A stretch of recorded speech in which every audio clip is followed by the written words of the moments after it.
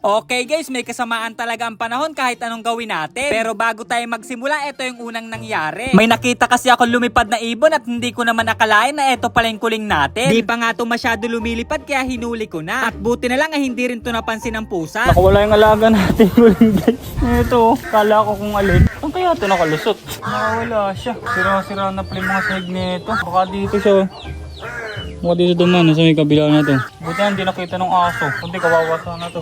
Lagyan ulit natin ng harang. Gawin natin ng paraan. Kawawa naman. Di ko masyado nakakalipad. Kaya yari lang ito. Sira-sira na pala yung lalim nito. Luma na. Kinalawang na. Nasa loob na siya guys. Ano yung tayong straw. Ito re-repair natin. Pero ang purpose talaga kung bakit tayo gumawa ng video ay yung ating mga ibon. Dahil nga sobrang sama ng panahon kaya hindi tayo makagala sa gubat. At bigyan naman natin sila ng pagkakataon para ma-expose ulit. Siguro yung pagpandaw natin ng mga bitag ay pag okay na ang panahon. Di lang naman kasi tayong apektado sa bagyo pati na tong mga alaga natin. Ilang araw na sunod na din kasi sila na hindi nakakaronda. Kung sakaling ipipilit ko naman ay baka magkasakit lang sila. Kaya hinahayaan ko na lang muna to sa loob ng ating Dreamlow. Kain tambay na lang muna ang gawa nila dito. Kaya ilang araw na din sila na walang exercise. Pero kahit ganito ang panahon ay nagpapasalamat pa rin ako. Kasi ni isa sa mga ibon natin ay walang sakit. Kahit hindi natin sila masyado naaasikaso ay malulusog naman sila. Sagana naman to sa pagkain kaya kung makikita nyo ay bulto talaga yung katawan. Halo-halo na nga yung mga alaga natin dito. Merong mabait tsaka maiilap. Pero hindi naman maiiwasan yung ganun lalo't bihira na lang tayo mapunta dito. Tapos yung iba ay dagit lang na hindi na umalis. Pero kahit ganun ay pantay-pantay naman yung pag-aalaga ko sa kanila. Wala naman akong pinapaboran dito. Ang gusto ko lang ay maayos silang lahat. Pasensya na nga lang kayo sa loob natin kasi hindi ko pa magawang maglinis. Sa ngayon kasi ginagawa pa rin yung bahay namin. Kaya binabawi ko na lang itong mga ibon natin sa pagkain tsaka sa mga vitamin. Nang sa ganun kahit papano naman ay matibay yung katawan nila. Di naman ako magaling na pansier guys. Basta ginagawa ko lang kung ano yung alam ko. Basta nakikita kong maayos lahat ng ibon natin ay all goods na ako doon. Sa ngayon kasi medyo limitado pa yung pagtuto ko sa kanila. May mga ibang bagay pa kasi ako na inaasikaso. Kaya yung mga pagsali sa karera hindi ko pa magawa. Pero kapag okay ng lahat ay babalik tayo doon. Bali update ko na rin kayo sa ipapamigay nating inakay. Pan 3 days na nga neto ngayong araw. At kung pansin nyo ay napakabilis talaga ng paglaki niya. Nakakatuwa lang kasi napakalusog neto. Yun nga lang ay nag-iisang inakay to na napisa. Di ko kasi agad napansin na yung kapatid sana neto ay nabugo. Kapag ganong kasing sitwasyon guys ay wala tayong magawa. Pero okay lang naman yun, at least makakapagbahagi tayo kahit isang piraso. Siguro mga ilang araw pa ilalagyan na natin to ng singsing. Sa tingin ko kasi malaking bulas to kaya kailangang maagapan. Sa ibang breeder natin ay okay naman kasi chinek ko yung itlog nila. Kaya hintayin lang natin tong pumisa at malay natin ay pamigay ko rin to. So hanggang dito na lang muna yung update natin ngayon. Bye-bye! 2 fingers sa akin!